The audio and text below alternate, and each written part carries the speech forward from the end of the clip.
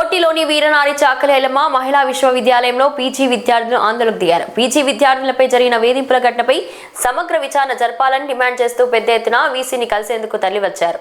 కోటిలోని వీరనారి చాకలి ఐలమ్మ మహిళా విశ్వవిద్యాలయంలో పీజీ విద్యార్థులు ఆందోళన చేపట్టారు.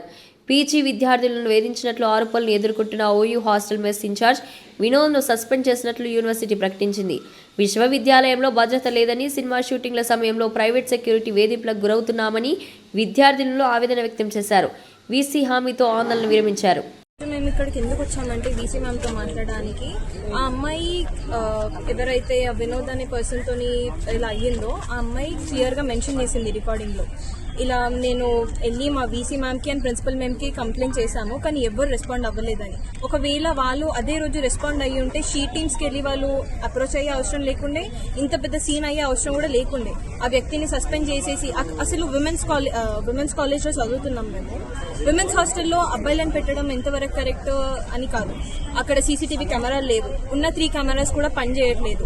బయటికి వద్దామన్నా వాళ్ళ ఇక్కడ బయట ప్రతి ఒక్కరికి తెలుసు ఈ ఇష్యూ అవుతుందని, కానీ మా కాలేజ్లో చదువుతున్న మాకే అసలు ఈ విషయము బయటి వాళ్ళు చెప్పే వరకు మాకు కూడా తెలియదు.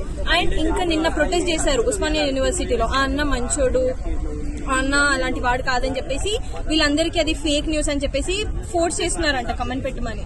అది ఎంతవరకు మేనేజ్మెంటే సపోర్ట్ చేస్తే పిల్లలు ఎవరికి వెళ్ళి చెప్పుకుంటారు? కాబట్టి ఈ రోజు మేము వచ్చి ఒకవేళ మ్యామ్ కానీ యాక్షన్ తీసుకుని ఉంటే ఇంత సీరియస్ అవ్వకపోతుండే, తను ఒకవేళ ఫ్రెండ్లీగా ఉండింటే కూడా అమ్మాయిలు భయపడకపోతుండే. సో ఆ విధానంగా ఈ రోజు వచ్చి మ్యామ్తో మాట్లాడడం జరిగింది.